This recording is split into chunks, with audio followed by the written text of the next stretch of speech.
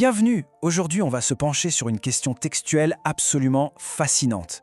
Ça touche à la fois à la géographie, à l'histoire, à la théologie. Bref, c'est une véritable enquête qui démarre avec un seul petit mot, dans un très ancien manuscrit. Alors rentrons tout de suite dans le vif du sujet. La question centrale, qui est soulevée par l'analyse du docteur Munki Del-Sakar, c'est celle-ci. Est-ce que la Bible peut vraiment être considérée comme une source sans aucune erreur sur le plan géographique ? C'est un point de départ, disons, assez audacieux, et c'est ce qui va nous guider. Pour creuser cette question, l'analyse va se concentrer sur un cas d'étude très précis. Tout part d'un seul verset du livre de 1 Samuel. Un verset qui, quand on y regarde de plus près, révèle une véritable énigme géographique qui a pas mal fait réfléchir les spécialistes. Et voilà, on y est. Le cœur du problème, il est là, sous nos yeux. Ce qui est vraiment frappant, c'est la différence. La plupart des Bibles qu'on lit aujourd'hui nous disent que David est allé au désert de Paran. Sauf qu'une autre version du texte, très ancienne, elle, indique le désert de Mahoun. C'est un seul mot qui change, mais ça pourrait être deux endroits complètement différents. Et attention, cette version avec Masion, ce n'est pas une invention récente. Pas du tout. Ça vient de la Septante. C'est l'une des plus vieilles et des plus importantes traductions grecques de la Bible. Elle date de plusieurs siècles avant notre ère. Autant dire que ce qu'elle nous raconte a un poids énorme pour essayer de comprendre le texte d'origine. Bon, mais alors, comment on fait face à des différences pareilles? Comment les experts arrivent à trancher? Eh bien ça nous amène dans le monde passionnant de l'analyse des manuscrits. C'est un peu comme de l'archéologie, mais pour les textes. Il y a toute une science dont le but est de reconstituer le texte le plus ancien possible. Le nom officiel de cette discipline, c'est la critique textuelle.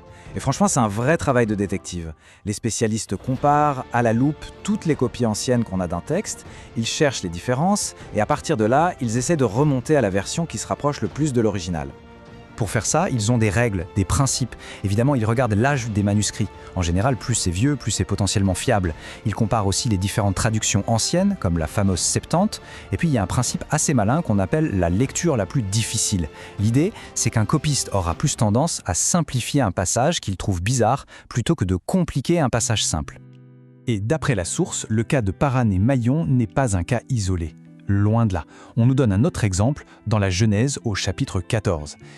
Là, c'est une encyclopédie biblique elle-même qui admet que le texte a subi de nombreuses corruptions, tellement que certains lieux sont devenus très difficiles à identifier. Ce qui montre bien que ces variations dans les textes, c'est un phénomène bien connu des experts. Forcément, quand on découvre ça soulève des questions beaucoup plus larges. Ça a poussé les théologiens et les chercheurs à se demander, mais alors, c'est quoi la nature profonde de ce texte? Du coup, comment est-ce qu'ils abordent cette idée d'erreur ou d'exactitude dans les Écritures? La source nous rapporte cette citation du docteur Anna Gilda Al-Adjiri, qui est une théologienne chrétienne.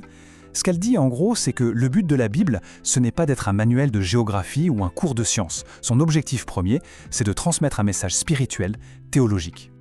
Et donc si on suit ce raisonnement, l'implication est assez directe. Si la Bible n'est pas un livre de science, ça voudrait dire que ses auteurs, même s'ils étaient inspirés, n'ont pas forcément été protégés contre le fait de commettre des erreurs factuelles je veux dire, que ce soit en géographie, en histoire ou en astronomie. Et pour bien appuyer cette idée, la source précise que cette façon de voir les choses n'est pas du tout nouvelle. Apparemment, même les premiers pères de l'Église, au 2e, 3e et 4e siècle, savaient très bien et reconnaissaient qu'il pouvait y avoir des erreurs de ce type, historiques ou géographiques, dans les textes bibliques. Ok, bon. Maintenant, si on rassemble un peu toutes les pièces du puzzle, comment est-ce que cette petite différence entre Paran et Manon se connecte à ces immenses débats théologiques? Alors, résumons rapidement le cheminement. On part d'un point précis, une différence textuelle Paran contre Maran, on voit que des manuscrits très anciens penchent pour la deuxième version, on apprend que ce n'est pas un cas unique, puis on entend des théologiens dire que la Bible, ce n'est pas un livre de science, et enfin que cette idée d'erreur possible était même acceptée dans l'Église primitive. Et c'est là qu'on arrive au point crucial de toute cette argumentation. Tout ça, ça nous mène à une question fondamentale. Si le texte biblique lui-même contient des divergences géographiques, si les spécialistes et même les premiers théologiens admettent la possibilité d'erreurs factuelles, est-ce qu'on peut encore le considérer comme une source géographique infaillible ? Et donc on se quitte avec cette question, une question qui va bien au-delà de notre petite histoire de désert. C'est une question de réflexion.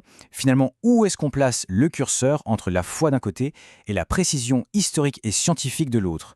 Comment ces deux mondes peuvent-ils discuter, voire coexister?